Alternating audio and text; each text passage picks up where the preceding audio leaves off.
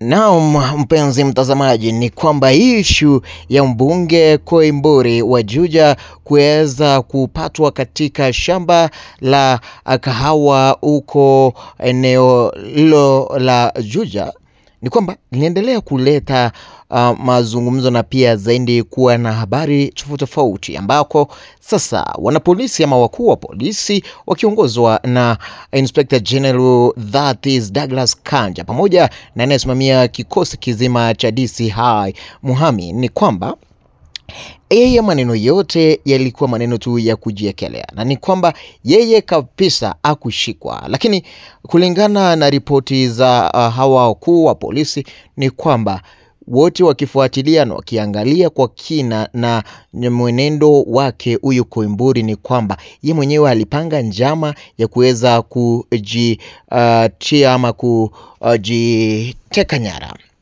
Na wakizungumza ni kwamba tayari wameshika baadhi ya watu ambao ni wakaribu sana naye Koimburi, akiwemo mmoja wa CDF managers pale, na zaidi pia wakaweza kukamata mmoja wa marafiki wakubwa sana huyu Koimburi ambaye anasemekana kwamba alimsaidia gari lake aina la Subaru Forester ambako kwenye hile gari ndiko haya maneno yote yalifanyika.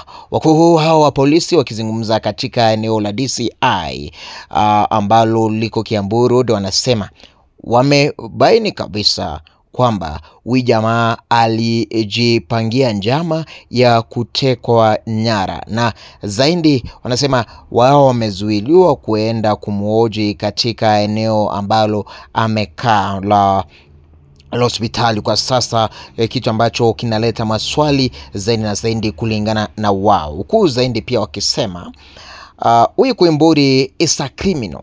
Amekuwa akijifanya. Ameenda pia kwa hoteli moja pale, chumba ambacho wanasema wanajua nambari yake, na pia zaidi wako na evidence ya kutosha kwamba this man alijiteka nyara mwenyewe. I picked up the MP from the hotel. I took him to the scene where they claimed he had been dumped. Before the MP exited the motor vehicle, he helped him tear his clothes to fake evidence of torture by the alleged abductors.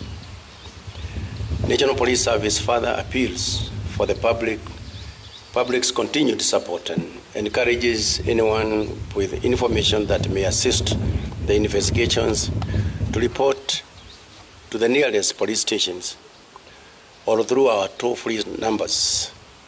Again, 999 911 112, adifichua kwa DCI numbers 0800 722 203.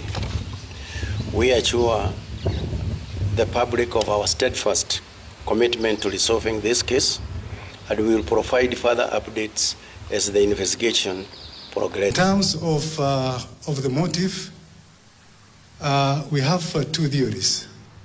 One, the Member of Parliament was very privy to the fact that we were looking for him for two offenses.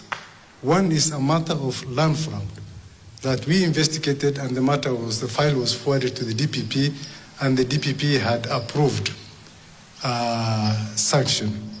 And the Member of Parliament knew very well that he was to be arrested and prosecuted. And beside that also, we are also reading an element of politics to trying to cause fear and anxiety in the country. So we are reading a political motive in the entire drama. So it was all drama, ladies and gentlemen. Thank you.